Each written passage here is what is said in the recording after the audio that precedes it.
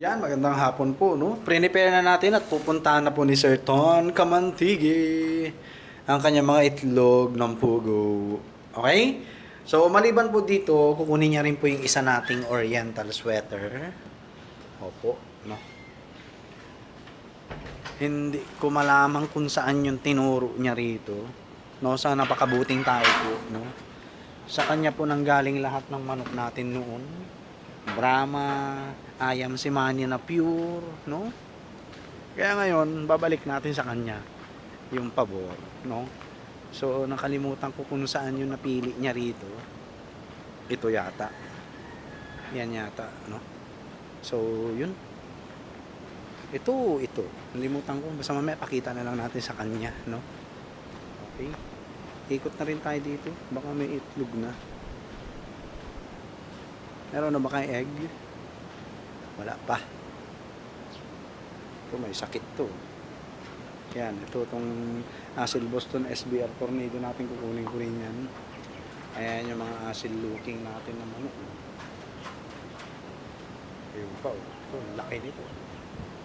Yan. Oriental sweater po natin yan.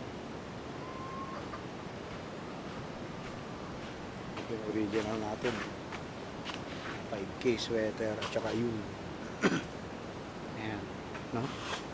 So yun, pupunta si Sir Ton Kamantigi. Ayan, mangingitlog to oh.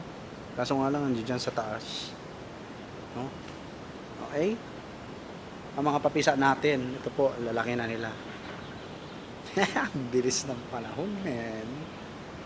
Okay.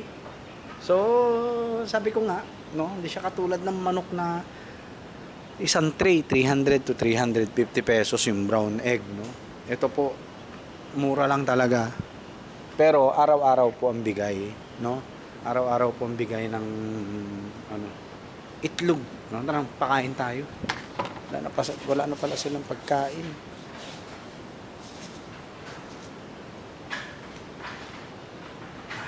Yan o. Pilmeco Quail Layex.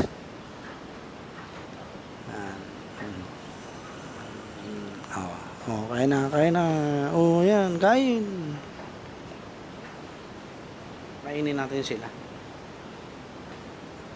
Kasi, ganito po yun, no? Kung titipirin natin ang pagkain niya mga yan, titipirin rin tayo ng itlog. Pero hindi pa naman po ako bumaba ng 80% ng ano, hindi pa po, hindi pa nangyari sa atin yun, kaya nga napakaganda no, maganda tong jeans, yung jean pool. Ito, konti na lang to pagkain ng ano natin, bibili na tayo, total kumita naman na sila.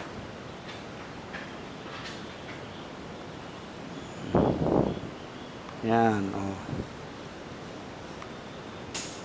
Tapos ito pang sisiw. Bigyan na rin natin. Ito.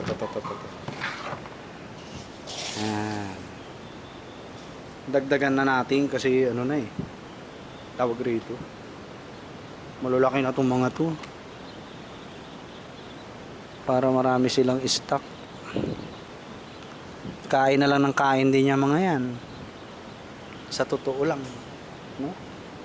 Right? Ano? Yung mga yun, may mga pagkain naman na. Ito. Ayun, may itlog. Kinutkot na naman nila. Oops.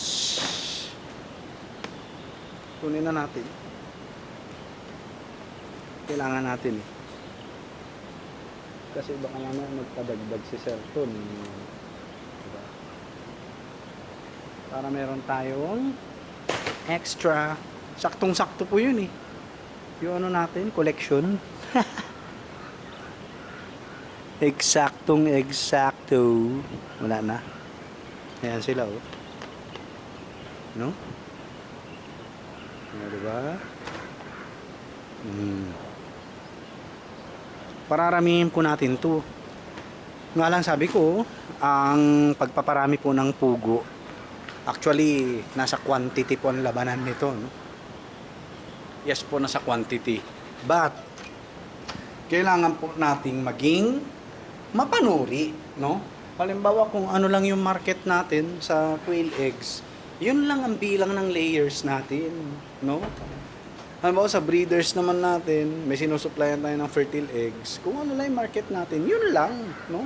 Yun lang po, no? Anyway, sa breeders po, hindi naman tayo mag-out ng quail eggs kung walang order sa atin, di ba? Yes po. Hindi natin gagawin yun, no? Yung bebenta tayo ng magbebenta, magpaparami tayo ng magpaparami ng breeders, yung breeding stocks natin, tapos wala naman tayong market, di ba? So, kukontrolling ko lang po. Yung saktong mapupuno lang natin yan sa loob ng 4 to 5 days na egg collection, no? So, yung 100 breeders, okay na po sa akin yun. No? Sa 5 araw, mapupuno natin itong dalawa. Tatanggalin natin yung mga roller po nito. Yan, yung mga roller niyan tanggal. Para mas marami tayong mailagay. Yan, tatanggalin natin yan. No? So, yun po, no? Kailangan na control lang sa pagpaparami. Kasi, yun nga sabi ko, mahirap magkaroon ng oversupply ng itlog. Promise, no? Mapwersa po kayo, nababaan yung presyo ng itlog, no? Mapwersa kayo. Alright? So, yun, hihintay na lang po natin si Sir Ton. Tapos, ito bayad na. Kukunin niya na lang. And then, yung isang oriental sweater po natin. Alright? So, yun lang po. Tip na tayong kape. God bless po sa ating lahat. Peace.